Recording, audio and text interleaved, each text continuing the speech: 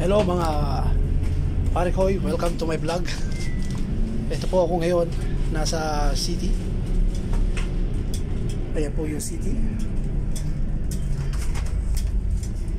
White City po ito. Long time na hindi ako pumunta rito.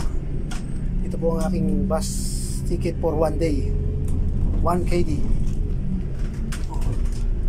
Ayan po ang White City, napakaganda po ng Kuwait. Yun, tower, nakita nyo, ganda no? Habang wala pa po tayong trabaho, apply,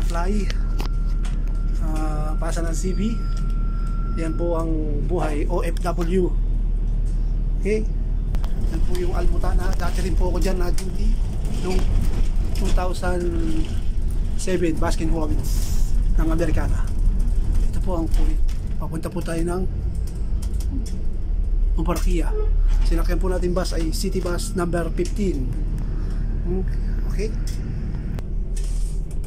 ito po ang Mubarakia, Kuwait. Ganda po niyang lugar na yan. McDonald, makaya naman. Ito po ang Mubarakia. Diyan po magandang masyal, bilihan ng mga isda. Napakamura po. Napakaganda po ng bansang Kuwait. Ito po yung pinakatahimik na bansa dito sa Middle East, Kuwait, at saka pinakamataas na palit ng pera, ang dinar.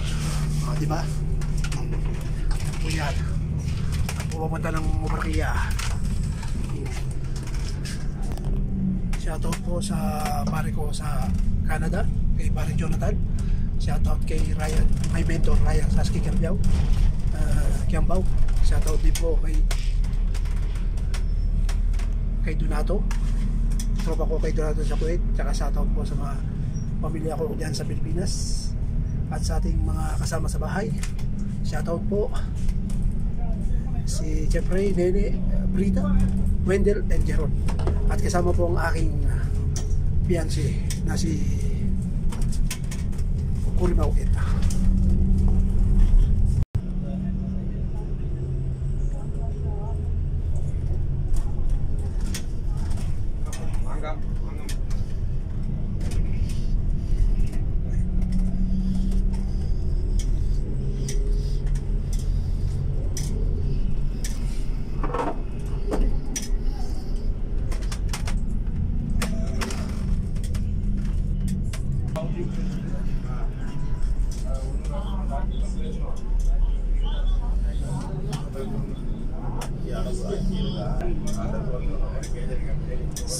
Iya.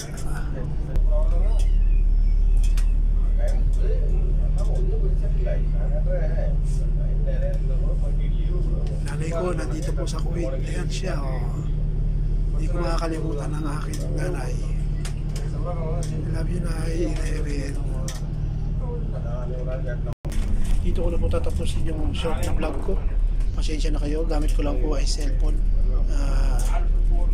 Medyo sira pa po siya, kaya sa edad na 51 ngayon pala ako nag-umpisa mag-vlog. Sana po like, share, and subscribe nyo sa mga netizens at sa mga kaibigan natin dyan sa buong Pilipino sa Kuwait at sa Salvia. Maraming salamat po. Syukran. Ito po si turtle bag. Gamit ko ngayon. Thank you. Syukran.